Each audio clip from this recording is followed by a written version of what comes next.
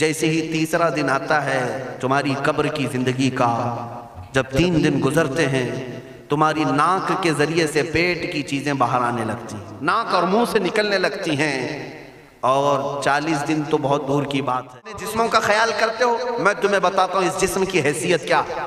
یہ جو چمڑی ہے اس کی حیثیت کیا ہے، یہ جو گوشت پوست ہمارے جسموں پر ہے اس کی حیثیت کیا ہے پتہ ہے تمہیں؟ اس کو سجانے کے لیے عورتیں 2-2 گھنٹہ شیشے کے پاس کھڑے ہو کر میک اپ کرتی رہیں۔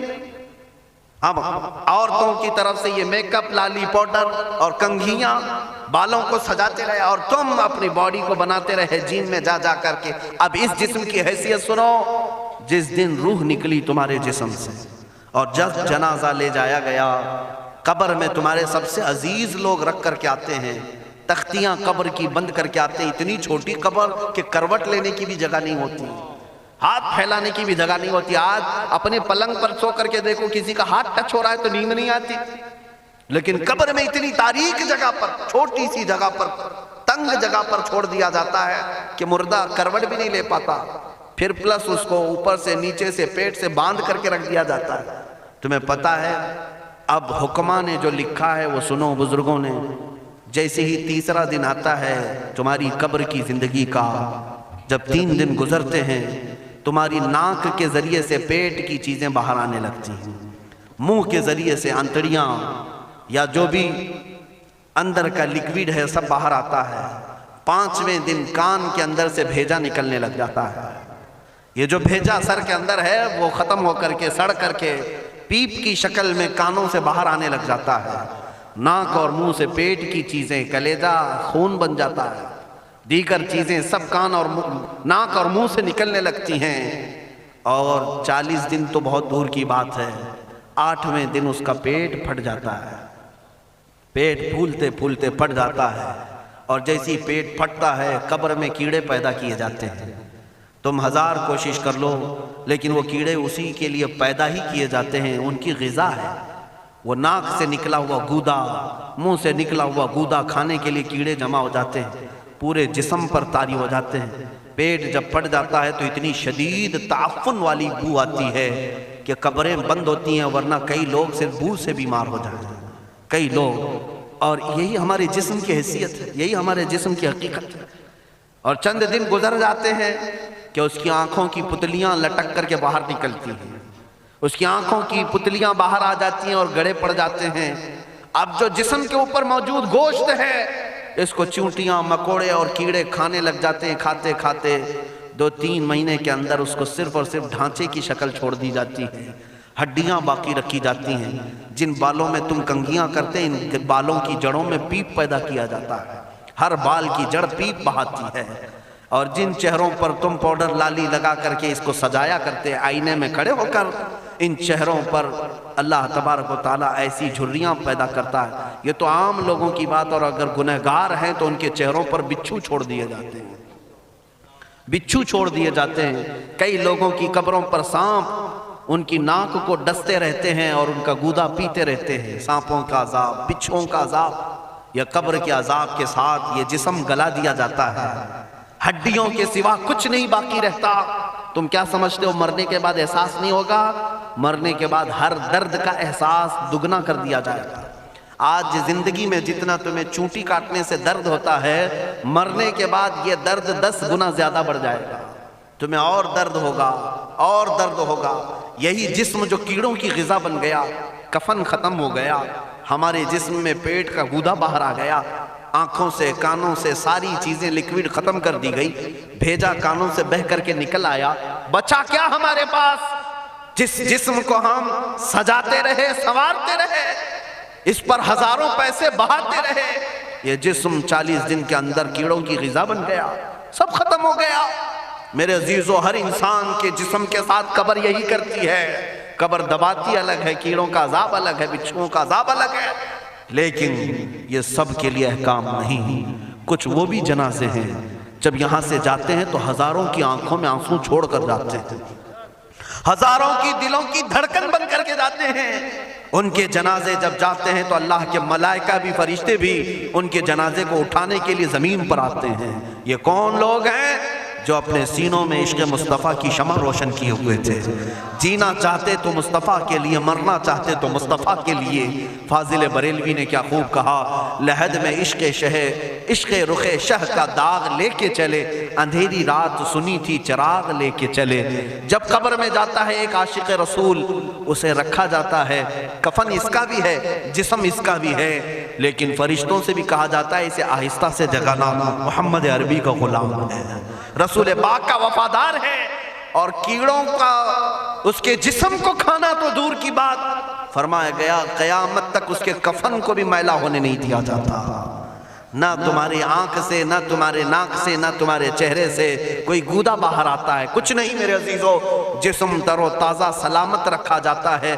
1000 سال کیا 10,000 سال گزر جائیں، حوادث زمانہ بھی آئیں، لیکن اس کی قبر میں اس کا جسم سلامت رکھا جاتا ہے. اب تمہارے ہاتھ میں فیصلہ ہے کون سا جسم بنانا چاہتے ہو، وہ جو کیڑوں کی غذا بن جائے، یا وہ جس پر فرشتے بھی اتر کر سلام بھیجیں. میں نے خود میرے مرشد گرامی کے جنازے میں حاضری تھی. حضور تاج الشریعہ بدر الطریقہ رحمت اللہ تعالی علیہ، جس مرد قلندر نے اپنی پوری زندگی عشق مصطفیٰ میں گزاری. آج تم نعرے لگاتے ہو تاج الشریعہ تاج الشریعہ، ان کے شب و روز دیکھے تھے کبھی؟ ان کی صبح اور شامیں دیکھی تھی کبھی؟ بہت پیر ہوں گے جو باہر پیر ہوں گے، اندر پیر ہوں گے، لیکن تاج الشریعہ کو میں نے اندر بھی دیکھا ہے، باہر بھی دیکھا ہے. آنکھیں بند بھی ہوتی، آنکھوں سے اگر کوئی چیز نظر بھی نہیں آ رہی ہوتی، تب بھی اتنا خیال ہوتا کہ کہیں سطر تو نہ کھل گیا ہو، کہیں پائجامہ اوپر تو نہیں ہو گیا ہو. سونے کے حالت کی بات کر رہا ہوں، کوئی نہ ہو تب بھی یہ خیال باقی رہتا. کون سا ایسا دن گزرتا جب وہ دلائل الخیرات نہیں پڑھ رہے ہوتے، قصیدہ بردہ شریف نہ پڑھ رہے ہوتے، ہزاروں سفر کی مصروفیات کے باوجود حضور پاک کی محبت کے نغمات میں کوئی کمی نہیں آئی.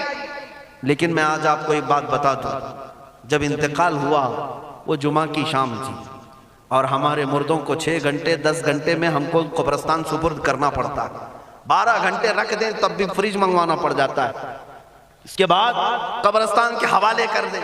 میرے مرشد گرامی کے انتقال کے بعد 48 گھنٹے رکھے گئے تھے، 48 گھنٹے رکھے گئے، اور اس کے بعد جنازہ پاک کو غسل دے کر لایا گیا. یہ فقیر قادری جنازے کی گاڑی میں شریک رہا، حضرت کے قدم پکڑ کر کے میں قبر تک رہا. میں آپ کو صرف اس لیے یہ بات عرض کر رہا ہوں کہ جب گاڑی جنازے کی چلتی تھی، میں نے زندگی میں بھی حضرت کے ہاتھ پکڑ کر کے ادھر ادھر چلائے. حضرت کے ساتھ جب جانا ہوتا تو بازوؤں کو ہم تھامے ہوتے، ہم کیا چلاتے، ہمیں وہ خود چلا رہے ہوتے، لیکن یہ ہم برکت کے لیے پکڑے ہوتے. جو نرم و ملائم جسم تھا، میں نے وفات کے بعد جنازے میں کھڑا ہو کر کے دیکھا، قدموں کو پکڑ کر نہ نرمی میں کمی آئی، نہ ملائم ہونے میں کوئی کمی تھی. اور جب گاڑی آگے چلتی تھی،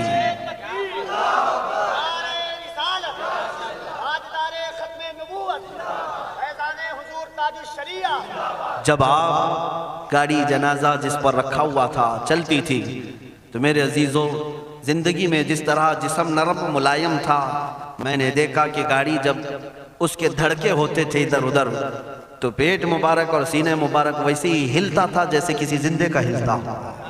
ہاتھ پر انگلی رکھے تو خون سرک جائے اور پھر اپنی جگہ پر آ جائے. یہ کوئی مبالغے کی بات نہیں کر رہا ہوں، یہ آنکھوں سے دیکھی ہوئی چیز ہے. اور قبر انور میں رکھنے کے بعد جب ان کے صاحبزادے اور داماد نکل کر کے آئے، تو تھوڑی دیر کے بعد ہم نے دیکھا کہ چہرہ خود بخود قبلے کی طرف تھا. ہم اپنے مردوں کو رکھواتے ہیں، لیکن اس عاشق رسول نے اپنا چہرہ پہلے سے قبلے کی طرف کر لیا. یہ کرامات کہیں یا زندگی کی حقیقت کہیں، حقیقی بات تو یہ ہے جو مصطفیٰ کی یاد میں جاتا ہے. اس نے کیا ہی خوب کہا شاعر کہ میرے جنازے پہ رونے والوں فریب میں ہو بغور دیکھو، میرے جنازے پہ رونے والوں فریب میں ہو بغور دیکھو، مرا نہیں ہوں غم نبی میں لباس ہستی بدل گیا. ہاں، مرا نہیں ہوں غم نبی میں لباس ہستی بدل گیا ہوں. ان عاشقوں کا حال یہی ہوتا ہے کہ یہ مر بھی جاتے ہیں، انتقال کر بھی جاتے ہیں، تو بس لباس بدلتا ہے، لیکن زندگی پہلے سے اور بلند ہوتی ہے. عزیزان گرامی تمہیں اسی بات پر میں لانا چاہتا ہوں، کون سی زندگی گزارنا چاہو گے؟ کون سی زندگی؟ یا عیاشوں کی، یا نچنیوں کی، یا مجرا کرنے والوں کی، ان ظالموں کی جو جہنم کی طرف تمہیں لے جانے کے لیے تیار بیٹھے ہیں؟ چند دنوں کی عیاشی ہے، تم گانے گا کر اچھل کود کر کے اپنے نفس کو تو راضی کر سکتے ہو، لیکن رب ذوالجلال کی رضا کبھی نہیں لے سکتے۔ آج تم دنیا میں فلموں کی زندگی جی کر کے تھوڑی دیر کی خوشی تو حاصل کر سکتے ہو، لیکن قبر کی راحت کبھی نہیں لا سکتے، قبر کا سکون کبھی نہیں لا سکتے۔ قبر میں اگر سکون چاہیے تو صرف ہمارے سینوں کو ادھر حوالے کرنا ہوگا، مصطفیٰ کریم کے حوالے کرو۔ اب اپنی زندگی کو بدلنے کا وقت آ گیا۔ اے میرے عزیزو، ناموس رسالت کی حفاظت یہی ہے کہ حضور کے اخلاق کی پہلے حفاظت کی جائے، حضور کی سنتوں کی حفاظت کی جائے، حضور پاک کے نام پاک کی حفاظت کی جائے، ان کی تعلیمات، ان کے احادیث کی حفاظت کی جائے۔ جس طرح صحابہ کرام نے اپنی جانیں قربان کر کے حضور کی عزت کی حفاظت کی ہے، آج وقت آیا ہے ان ظالموں کی طرف نہ دیکھنا، یہ بھونک بھونک کر کے تمہیں جگا رہے ہیں، بیدار کر رہے ہیں۔ میں جواب دیتا رہوں گا انشاءاللہ، لیکن ساتھ میں ان حادثات کو اپنے لیے ایک الگ انداز سے دیکھتا ہوں۔ اگر کوئی کتا کوفے میں بیٹھ کر بھونکتا ہے اور میرے نبی پاک کی عظمت پر حملے کرتا ہے تو درد تو ہوتا ہے، لیکن ساتھ میں عقیدہ بھی تو ہمارا یہ ہے، رہے گا یوں ہی ان کا چرچا رہے گا، رہے گا یوں ہی ان کا چرچا رہے گا، پڑے خاک ہو جائیں جل جانے والے۔ یا رسول اللہ تو گھٹائے سے کسی کے نہ گھٹا ہے نہ گھٹے گا، جب بڑھائے تجھے اللہ تعالیٰ تیرا، مٹ گئے مٹتے ہیں مٹ جائیں گے آدھا تیرے، نہ مٹا ہے نہ مٹے گا کبھی چرچا تیرا۔ یہ کتے کتاب لکھ کر کے کہتے ہیں محمد عربی کا چرتر، ان کے اخلاق، ان کے کردار برے تھے، اور ایسی کوئی چیز نہیں ہے اسلام میں جس سے امپریس ہو کر اسلام قبول کیا جانا چاہیے۔ محمد صلی اللہ علیہ وسلم کے نام کو اسلام سے ہٹا دینا چاہیے۔ ان ظالموں کو میں جواب دینا چاہتا ہوں، اے مسلمانوں، یہ تمہیں جگانے کے لیے آ رہے ہیں، یہ تمہیں بیدار کرنا چاہ رہے ہیں۔ اب اٹھو اور یہ بتاؤ تم کہاں کہاں سے میرے نبی کو مٹاؤ گے، کہاں کہاں سے؟ ارے ہمارے گھروں میں بچوں کی ولادت بھی ہوتی ہے، کان میں اگر ہم اللہ کا نام لیتے ہیں تو ساتھ میں محمد کا بھی نام ہے۔ ہمارے بچے جس دن اس دنیا میں آتے ہیں، اذان ان کے کانوں میں دی جاتی ہے تو اللہ کے نام کے ساتھ محمد کا نام بھی آتا ہی ہے۔ ہماری اذانیں، ہمارے نماز کو بلانے والی آوازیں، تم کیا مٹا پاؤ گے محمد عربی کے نام کو؟ یہ ہزاروں نہیں کروڑوں اذانیں بار بار دن میں دے دے کر کے یہ بتاتی ہیں کہ تم واللہ محمد عربی صلی اللہ علیہ وسلم کا ذکر تم کبھی الگ نہیں کر سکو گے۔ ذکر خدا جو ان سے جدا چاہو نجدی ہو، واللہ ذکر حق نہیں کنجی سقر کی ہے۔ حضور پاک کا نام کہاں سے ہٹاؤ گے؟ اذانوں سے ہٹاؤ گے، اقامت سے ہٹاؤ گے، نمازوں سے ہٹاؤ گے؟ بلکہ اقبال نے کیا ہی خوب کہا تھا، دشت میں دامن کوہسار میں میدان میں ہے۔ کہاں ہے یہ نام؟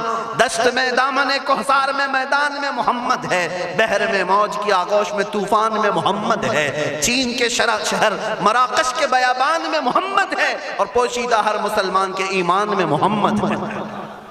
میں نے یہ تبدیل کر کے اسی لیے پڑھا ہے کہ ہر جگہ محمد ہے۔ رسول پاک صلی اللہ علیہ وسلم کو تم کہاں سے ہٹاؤ گے؟ ہمارے کروڑوں کی زندگیاں اس نام پاک پر قربان، اس نام پاک پر قربان۔ ان ظالموں کو یہ بات بتا دینا، اس نام پاک پر اللہ نے نقطہ تک نہیں رکھا ہے۔